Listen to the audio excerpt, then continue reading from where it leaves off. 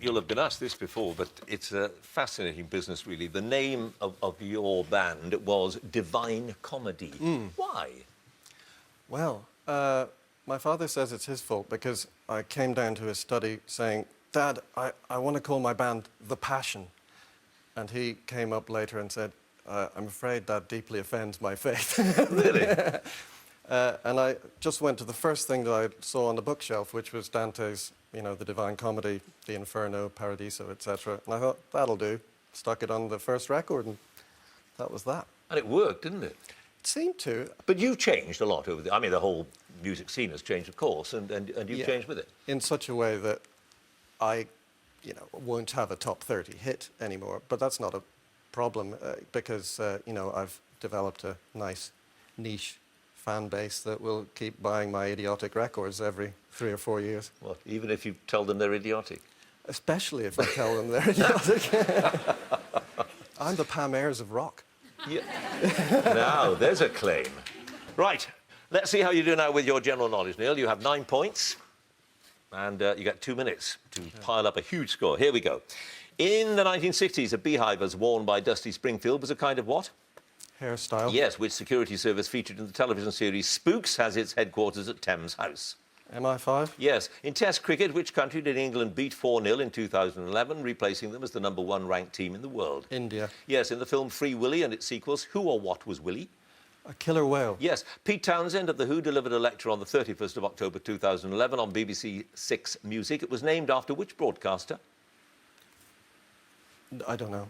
Which sea separates the east coast of Britain from the mainland of northwestern Europe? North Sea. Yes, in the Pirates of the Caribbean adventure films, which British actress plays the role of Elizabeth Swann? I can't remember her name, pass. OK, what type of reference book did Dr. Samuel Johnson write in the mid-18th century?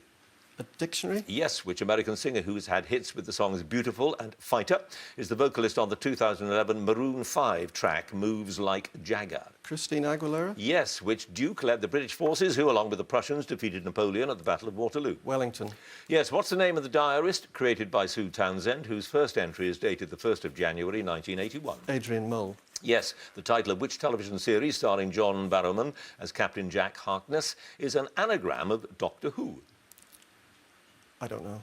Which Welsh poet wrote the play Under Milk Wood about the inhabitants of the imaginary small village Llaregib? Dylan Thomas. Yes, who was a major figure in the Russian Revolution and the first head of the Soviet state from 1917 to 24? Lenin. Yes, in the traditional pantomime, what did Jack trade for the magic beans that grew into the beanstalk? Goose. A cow. Which Dutch artist who lived from 1853 to 1890 painted self-portrait with bandaged ear and pipe? Van Gogh. Yes, in 2001, which pop star and songwriter published a book of lyrics and poems called Blackbird Singing that he'd started to write in 1965? Paul McCartney. Yes, which lake straddling the French-Swiss border is the largest of the Alpine lakes? Lake Constance. Lake Geneva. 3 passes. Doctor Who is an anagram of Torchwood. Yeah. It was Keira Knightley who played the role of Elizabeth Swann in the Pirates of the Caribbean, and that lecture that Pete Townsend delivered was the inaugural John Peel lecture. Yeah.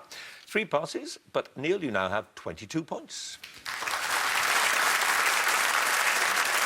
First place, 22 points. Neil Hannon.